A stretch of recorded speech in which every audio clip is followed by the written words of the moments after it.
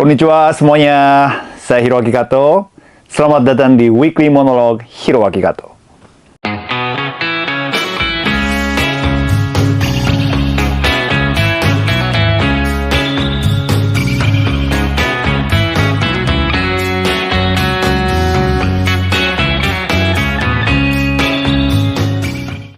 Rasanya udah lama banget. Dan memang faktanya udah lama banget nggak bikin weekly monolog ini, karena terakhir aku bikin video kayak gini itu bulan Januari apa Februari. Dan sekarang udah bulan September. Bulan 9. Udah lama banget nggak bikin video ini. Ada beberapa alasan yang aku nggak bisa bikin video weekly monolog. Tapi yang jelas untuk kedepannya aku pengen bikin lagi. Ini anyway, teman-teman yang pertama kali nonton konten ini.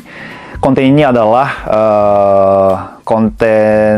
sebuah konten di mana aku jelasin tentang kegiatan-kegiatanku dalam 1 minggu.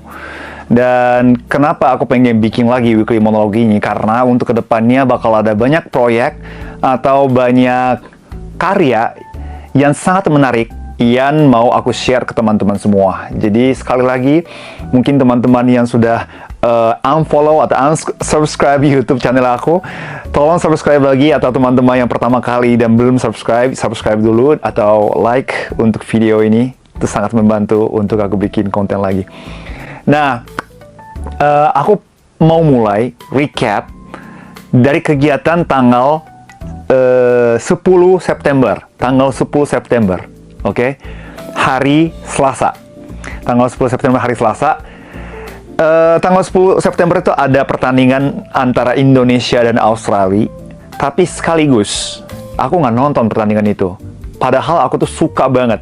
Gila, cinta bola. Cinta gila bola. Cinta gila sepak bola. Anyway, tumben banget aku nggak nonton pertandingan Indonesia lawan Australia yang jadi seri. Kenapa? Karena hari yang sama, tanggal 10 September, itu ada gala premier film Roman Peony di Senayan Park Mall, Spark Mall, yang persis di depan GBK. Kalian bayangin nggak? Hari itu ada pertandingan yang sangat fenomenal. Banyak orang yang nonton pertandingan Indonesia lawan Australia di GBK, tapi sekaligus jam yang sama, tanggal yang sama, ada gala premier untuk film Roman Peony. Film Roman Peony adalah sebuah film yang manajemen aku namanya Yoshimoto Indonesia yang terlibat di dalam produksinya. Dan juga teman aku, si Genki sama V, itu main sebagai tokoh utama di dalam film Roman Peony. Jadi aku pengen dukung mereka, aku pengen support mereka. Akhirnya aku memilih untuk ikut ke gala premier, bukan nonton bola. Dan gala premiernya ada di Spark Mall dan di bioskop XX1. Karena ini kerja sama XX1 juga. Dan V ada juga di situ, Genki ada juga di situ. Di dalam film Roman Peony ada Daisuke Botak juga, yang itu temanku juga, kan sahabatku juga, yang sekarang udah pindah ke Jepang. Dulu dia sangat rajin bikin konten di Indonesia, dan memang dia tinggal di Indonesia dulu. Tapi 2000 berapa ya? 2021 apa 22 dia memutuskan untuk pulang ke Jepang, dan sekarang dia udah berkarir di Jepang sebagai editor. Tapi untuk kali ini dalam film Roman Peony, dia main acting di dalam filmnya.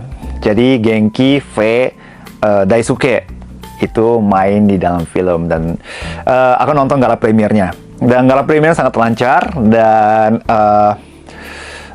aku udah lihat filmnya, dan filmnya udah ditayang dari tanggal 19 September. Tapi ya untuk gala premiernya pertama kali aku nonton full film, dan ceritanya memang cinta segitiga antara V, Genki, dan juga namanya Hitomi. Hitomi itu aktris dan model di Jepang, tapi manajemen dia itu Mantap Corporation yang dibuat oleh Jerome Pauline.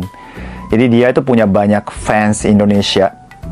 Jadi dia terlibat dalam film juga. Di film ini ada 3 tokoh utama, yang Faye, Genki, sama si Hitomi. Dan ceritanya cinta segitiga. Tapi Faye sama si Hitomi itu nggak kenal di dalam film.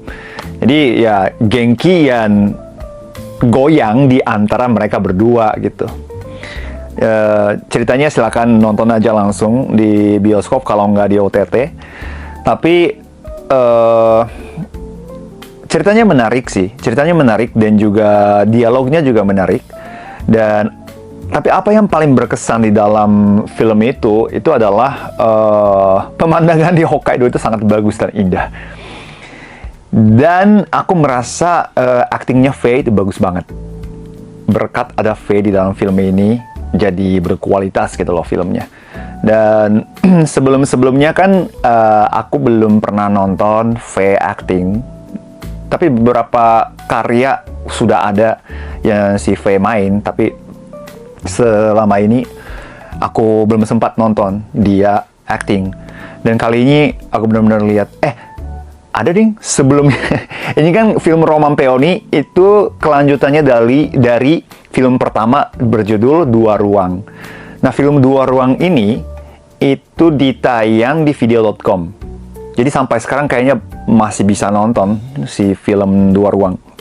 Di dalam Dua Ruang itu si Faye acting dan Genki acting juga sebagai tokoh utama.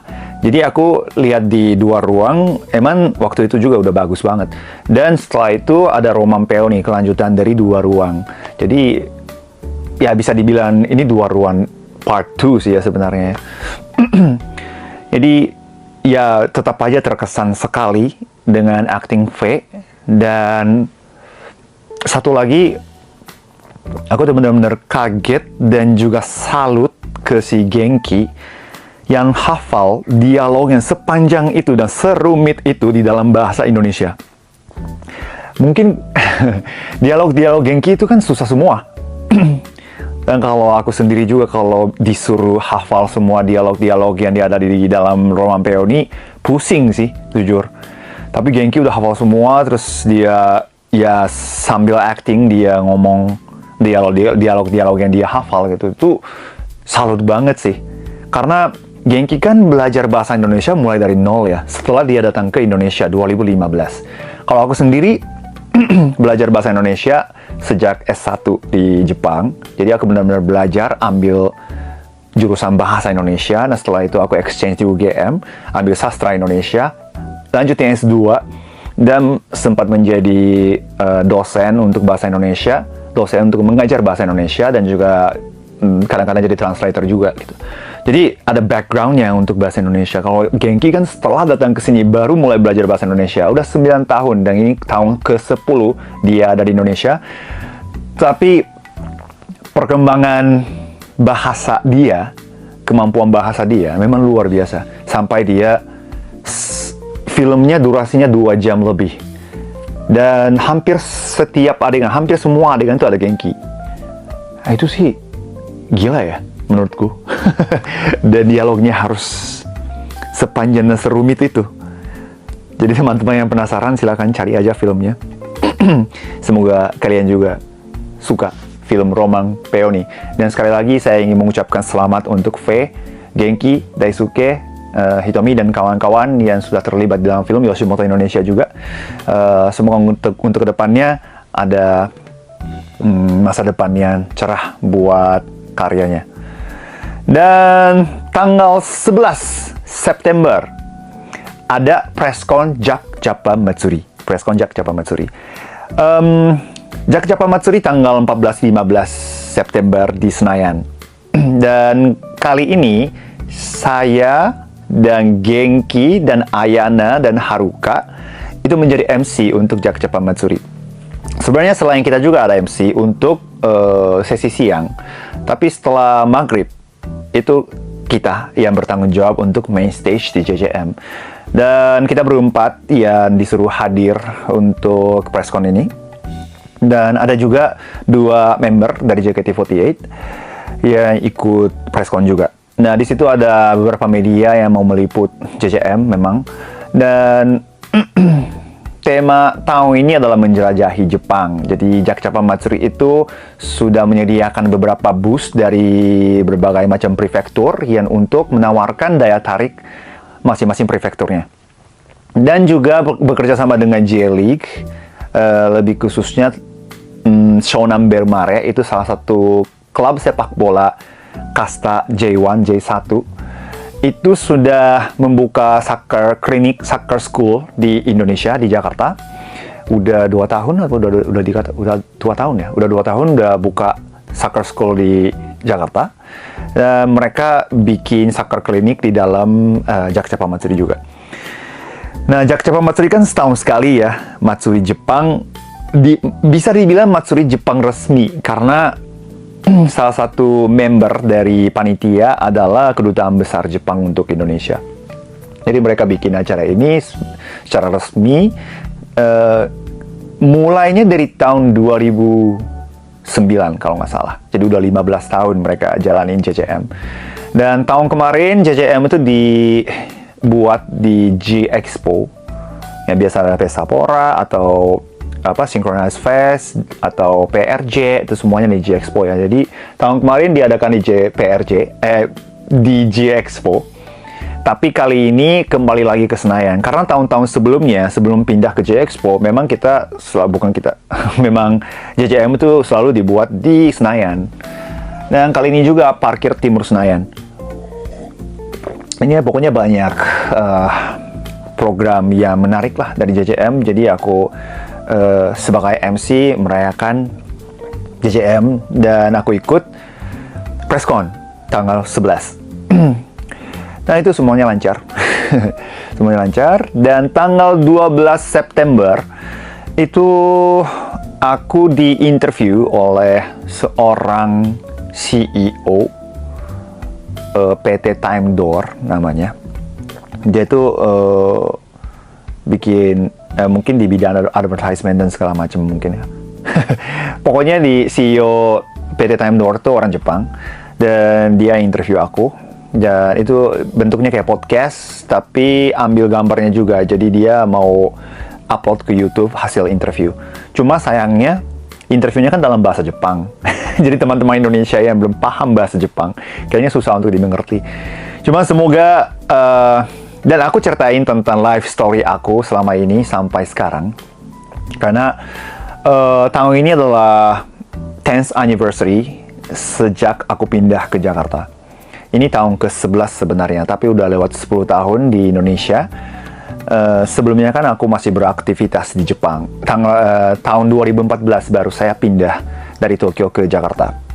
Jadi aku ceritain tentang life story aku, bukan hanya di Indonesia, tapi sejak lahir sampai sekarang, perjalanannya kayak gimana di hidupku.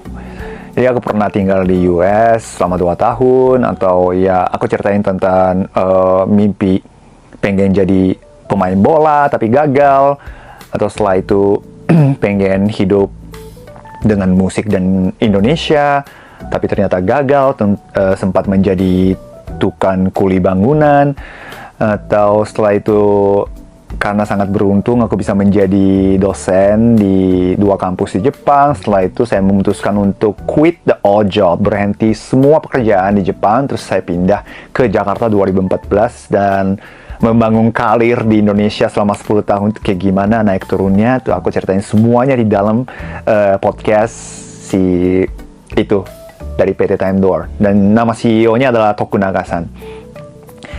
Jadi teman-teman yang mengerti bahasa Jepang nanti menantikan aja, kontennya bakal di-upload di YouTube mereka. Tapi bahasa Jepang ya.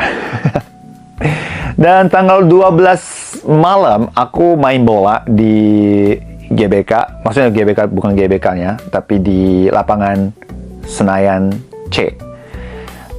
Saya lawan ADM FC, itu tim bola temanku juga. Ini dalam rangkaian Jak Japan Matsuri juga. Jadi ini judulnya Jak Japan Matsuri Special Match, Special Friendly Match antara tim Jepang dan juga ADM tim Indonesia. Dan setiap tahun sekali kita bikin Special Friendly Match ini, dan tahun kemarin juga lawannya ADM FC. Karena kita tuh emang akrab banget sama tim ADM. Dan pertandingannya seru, dan tim Jepang kayaknya menang ya waktu itu. Kayaknya sih, lupa. Pokoknya ya terima kasih banyak teman-teman ADM atas bantuannya dan juga sudah menerima friendly match ini. Semoga untuk kedepannya juga kita bisa bisa bikin friendly match dan juga silaturahmi lewat sepak bola. Tanggal 13 saya seharian di rumah karena tanggal 14 dan tanggal 15 aku bakal sibuk banget. Awalnya tanggal 13 September itu seharusnya ada fitting untuk baju tanggal 14-15 dan juga minggu depan lagi. Tapi tanggal 13 fittingnya nggak jadi. Jadi aku tetap stay di rumah untuk persiapan 14 dan 15 untuk Jak Cepat Matsuri. Malamnya seperti biasa aku bikin live streaming karena setiap hari Jumat jam 9 waktu Indonesia Barat sampai jam 10 waktu Indonesia Barat di YouTube aku selalu bikin live streaming. Jadi aku ngobrol di situ. Tanggal 13 sudah selesai. Tanggal 14 September seharusnya Jak Cepat Matsuri hari pertama. Jadi si Genki sama Ayana MC untuk hari pertama. Aku dan Haruka untuk MC untuk hari kedua. Jadi hari pertama aku belum ada tugas di Jak Cepat Matsuri hari pertama. Tapi dari Jepang ada bintang tamu untuk JCM. Sebuah grup boy band itu datang dari Jepang, namanya DXteen, DXTEEN, DXteen. Dan mereka itu datang dari Jepang khusus buat JCM. Dan tanggal 14 mereka bikin talk show dan juga fun event di Ion Mall Tanjung Barat. Dan saya Hiroaki Kato dipilih sebagai MC untuk acara itu. Jadi aku bantu DXteen untuk promosi di Indonesia. Dan emang waktu itu Ion Mall itu bikin acara SDGs itu untuk adalah pokoknya SDGs itu ada banyak faktor-faktor slogan-slogan untuk sustainability life and sustainability untuk seluruh dunia gitu. Jadi Ion Mall itu memang bikin SDGs event dan salah satu dari SDGs event itu termasuk fan meeting dan talk show dari DXteen gitu. Sebenarnya nggak nyambung sih. Tapi pokoknya mereka kan mau kumpulin banyak orang ya.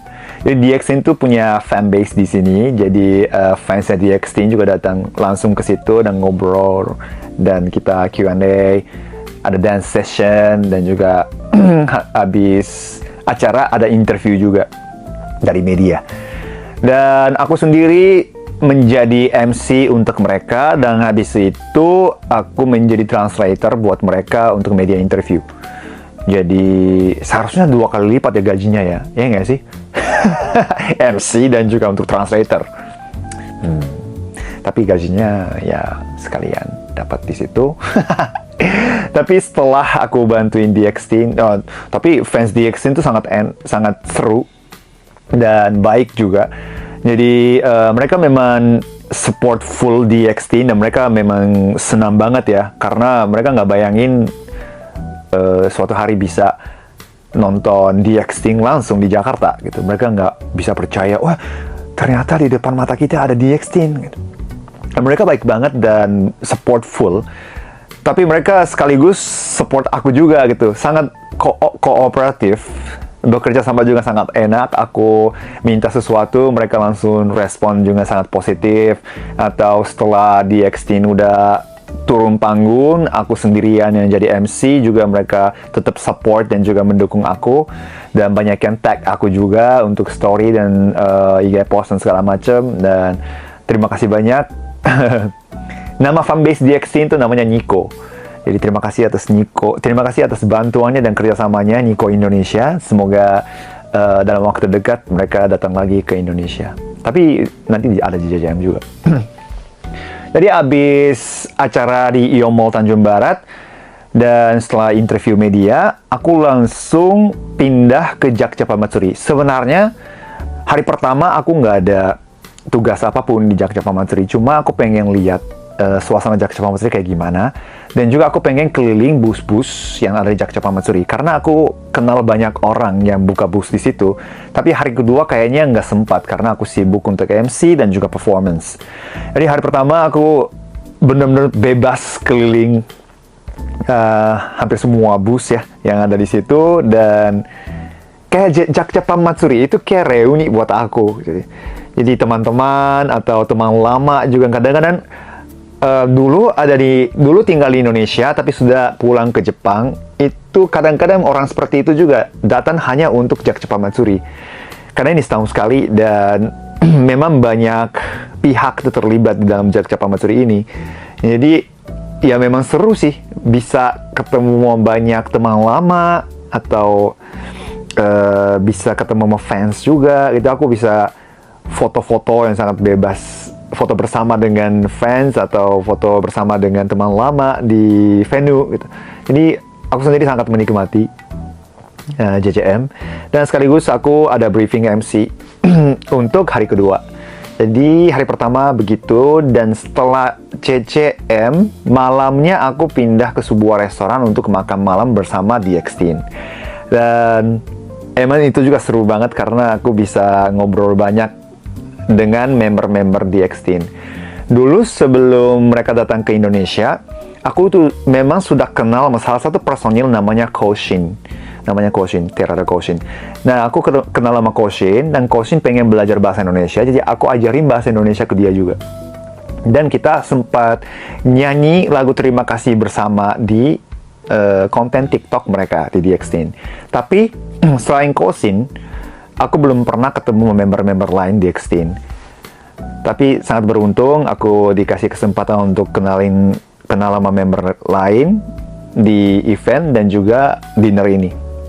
Dan aku udah share tentang Indonesia atau betapa antusiasmenya dari Niko Indonesia kayak gimana, komen-komennya dari sosial media dalam bahasa Indonesia aku translate dan kasih tahu ke mereka, ini ada loh respon-respon kayak gini ke kalian, dan mereka sangat senang. Dan memang mereka jadinya suka banget Indonesia, karena mereka sendiri nggak bayangin ada segitu banyak fans di Indonesia dan mereka bisa lihat langsung. Nah, itu hari pertama, tanggal 14 September, hari pertama JJM. Tanggal 15 September, hari kedua Jak Jepang Matsuri. Aku MC dan performance. Jadi dari pagi, jam 7.30 aku udah standby di venue. Padahal aku itu seharian harus di JJM sampai malam, jam 9. Karena aku MC. Tapi karena ada check sound, aku sampai di venue jam 7.30 pagi. Dan langsung check sound. Di situ sama DX10. Karena setelah maghrib, aku itu punya slot dan waktu untuk performance bersama DX10 emang. Nyanyi lagu Terima Kasih bersama. Jadi kita check sound di situ. Tapi apa yang disayangkan dari Jak Jepang Matsuri hari pertama, pas aku sampai di venue, hari kedua pagi, itu sampahnya di mana-mana di depan main stage. Kalian bayangin nggak? Plastik, botol, bekas makan, minum, semua. Pokoknya berantakan banget deh. Kalian bisa lihat di video yang aku upload di sini ya. Ceritanya sih seharusnya ada petugas ya untuk beresin sampah. Tapi dari hari pertama juga sudah ada laporan petugasnya nggak begitu rajin untuk beresin sampah ya, di venue. Sehingga tempat sampah hampir setiap tempat sampah itu semuanya jadi penuh. Jadi udah nggak bisa buang sampah di situ lagi. Dan akhirnya pengunjungnya mulai buang sampah sembarangan gitu. Tapi menurut aku ini kan acara Jepang ya, acara Jepangan ya, dan Matsuri Jepang. Seharusnya sih kita harus bekerja sama untuk jaga kebersihan atau buang sampah pada tempatnya. Karena itu salah satu ikonnya Jepang kan, bersih dan nggak ada sampah di jalan gitu. jujur lihatnya sedih sih. Jujur lihatnya sedih. Seharusnya ada petugas. Iya, aku ngerti. Cuman, di Jakjapan Matsuri kan bisa dibilang sebuah matsuri, event yang paling banyak pengunjung orang Jepang juga. Gitu kan? Iya. Jadi banyak orang Jepang datang juga ke situ. Dan di depan main stage, itu ada banyak orang Jepang juga. Aku lihat hari pertama. Karena pengisi acara terakhir untuk hari pertama itu JKT48. Fans JKT48 ada banyak orang Jepang juga. Nah, apa yang membuat aku sedih adalah pertama, ya terlalu banyak orang yang tidak bisa buang sampah pada tempatnya. Itu pertama, yang pasti ya. Yang kedua, tidak ada orang yang beresin sampah sama sekali sampai pagi. Padahal mereka lihat situasinya kayak gimana. Soalnya, aku itu sudah meninggalkan venue hari pertama itu sebelum jam 6. Jam 6 aku udah cabut karena aku ikut dinner sama The Extend. Waktu itu, jam 6, itu nggak begitu kelihatan sampahnya.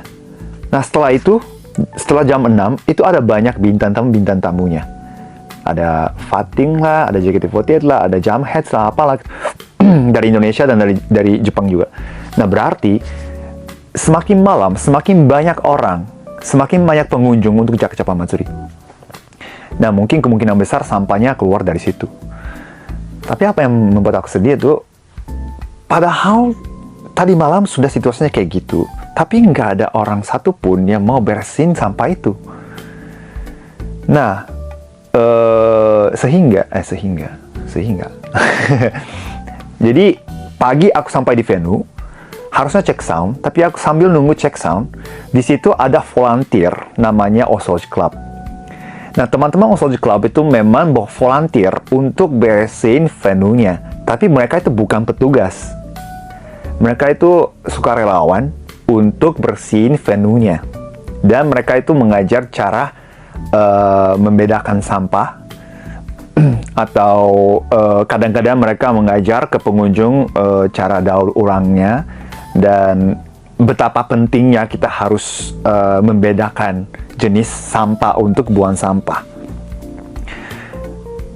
Akhirnya, teman-teman Osoji Club yang mulai bersihin di venue di depan main stage, termasuk aku. Karena emang dari dulu aku sering ikut kegiatan Osoji Club. Nah, aku juga nggak tahan lihatnya. Jadi aku mulai kumpulin sampah sebelum cek sound. Bahkan sambil cek sound. Jadi untuk cek sound aku naik ke atas stage dan kita cek sound dengan The Extend. Sambil aku megang plastik sampah. Sama tongkat. Jadi habis cek sound aku langsung kumpulin sampah lagi. Sampai bersih. Nah, lama-lama jam berapa ya? Jam 8.30 apa jam 9 tuh baru petugasnya datang. Terus mulai beresin juga. Tapi ya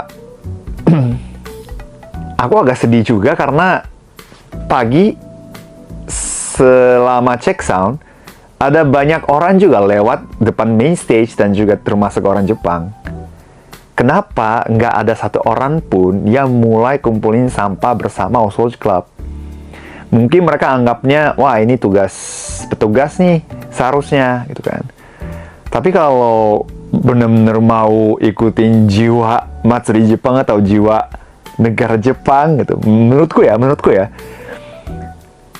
boleh dong ada satu orang Jepang kek, teman-teman Indonesia yang pernah tinggal di Jepang kek, yang mulai bantu teman-teman Osoji Club untuk ambil sampah dari main stage yang begitu berantakan. Menurutku sih begitu ya. Ya, pokoknya ada kejadian yang agak menyedihkan di pagi hari kedua. Nah, setelah itu aku sempat balik ke rumah sebentar untuk istirahat.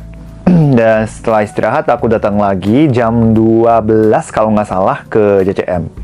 Dan aku nonton balet dari Yuri Mari dan juga Haruka, atau aku udah ikut beberapa kegiatan. Aku ikut soccer clinic, Kick Target Soccer Clinic, pokoknya bukan pertunjukan sih, area Jelly dan Shonan bermare, aku foto sama Myaku-Myaku, sebuah maskot untuk Osaka Expo, dan aku keliling lagi busnya dan briefing untuk MC, dan setelah maghrib baru mulai performance.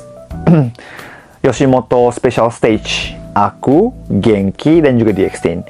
Sebenarnya sebagian besar dari slot Yoshimoto Special Stage kita kasih ke DX10 karena ada banyak fans DX10 datang dari Indonesia, bahkan sampai dari Jepang. Banyak fans Jepang juga naik pesawat datang ke Indonesia hanya untuk pertunjukan DX10 di Jakarta. Jadi kita kasih waktunya, tapi lagu terakhir doang yang kita nyanyi bareng, lagu terima kasih, lagu original dari aku bersama aku, DX10 dan Genki, semua talent Yoshimoto. Dan setelah itu ada Matsuri Night, dan setelah itu baru mulai bertugas sebagai MC bersama Haruka. Dan ada banyak program-programnya sampai malam. Aku dan Haruka meramaikan acaranya. Akhirnya si Haruka naik ke Omikoshi. Jadi selama Haruka siap-siap dan juga naik Omikoshi, aku sendirian jadi MC. Curang nggak sih? Haruka nggak MC, padahal dia main MC bersama aku gitu, berdua gitu. Tapi dia memutuskan untuk naik ke Mikoshi karena ada persiapan. Ya sebagian besar aku sendirian MC. Tapi nggak apa-apa juga sih, karena udah kita sepakat sebelumnya kalau mau naik Mikoshi silahkan, aku bilang ke Haruka. Dan Haruka juga senang banget naik Mikoshi, dan karena si Haruka naik Mikoshi, jadi semua penonton itu jadi seru, rame gitu. Karena mau menyemangati Haruka, dan Haruka juga sangat energik dan semangat untuk meramaikan acara JJM. Itu memang luar biasa. Dan hari kedua itu setelah Yoshimoto Special Stage nggak ada bintang tamu lain. Jadi kegiatan-kegiatannya cuma ya kayak Mikoshi, nari bersama Yosakoi, atau apalagi ya, apa sih, Eisa itu tarian dari Okinawa. Pokoknya yang tarian tradisional, dan juga kayak Omikoshi yang program tradisional aja lah. Jadi nggak ada bintang tamu. Tapi tetap aja sih pengunjungnya tetap ramai, dan suasananya juga sangat seru. Itu seperti Matsuri asli di Jepang gitu. Jadi ya saya sendiri sangat menikmati, tapi memang lelah sekali dari pagi sampai malam. Nah, setelah selesai semua program untuk JJM, aku ikut lagi kegiatan Osoj Club yang seperti aku bilang tadi, yang kelompok volunteer untuk bersihin venue-nya. Nah, petugasnya juga ada sih, tapi kita itu maunya pengunjung-pengunjungnya yang masih ada setelah semua program di main stage sudah selesai, tapi masih ada banyak orang yang masih makan atau minum di venue. Jadi sambil nunggu mereka selesai makan dan minum, kita udah mulai kumpulin sampah yang ada di venue. Nah, dibanding hari pertama, sampahnya sangat sedikit dibanding hari pertama. Jadi ya karena aku berulang kali dari atas stage, aku ingatin ke teman-teman jangan buang sampah sembarangan, atau mohon bekerjasamanya untuk ambil sampah kalau kamu lihat sampah sembarangan. Jadi jangan cuek gitu. Kalau ada lingkungan seperti itu, lingkungan yang memang ada banyak sampah, kenapa kamu sendiri yang mulai kumpulin sampahnya gitu? Kenapa enggak gitu? Jadi kalau lihat sampah, ya tinggal ambil terus buang ke tempat sampah. Sebenarnya sih ya mungkin tangannya jadi kotor atau memang repot juga sih, tapi satu atau dua kumpulin terus buang ke tempat sampah bisa lah ya. Jadi aku minta tolong ke teman-teman pengunjung yang ada di situ dari main stage, tolong kalau lihat sampah di bawah, tolong ambil terus buang ke tempat sampah gitu. Nah, mungkin gara-gara itu hari kedua malam itu dibanding hari pertama jauh lebih sedikit sampah sembarangan. Jadi ya aku senang juga sih lihatnya. Dan aku sangat berterima kasih dan juga salut kepada teman-teman Osoj Club yang volunteer ngumpulin sampah. Venue Jakjapa Matsuri wajib selalu bersih sih. Dan itu bukan dari petugas, tapi harus kerjasama dengan seluruh pengunjung dan juga volunteer. Nah, dan harus berterima kasih kepada orang-orang yang bekerja untuk itu. Nah, itulah mungkin jiwa JJMC menurut aku ya, seharusnya begitu. Ya, begitulah. Jadi, untuk weekly monolog Hiroaki Kato yang setelah sekian lama akhirnya bikin kayak gini, ya sampai sekarang tanggal 15 September aja ya.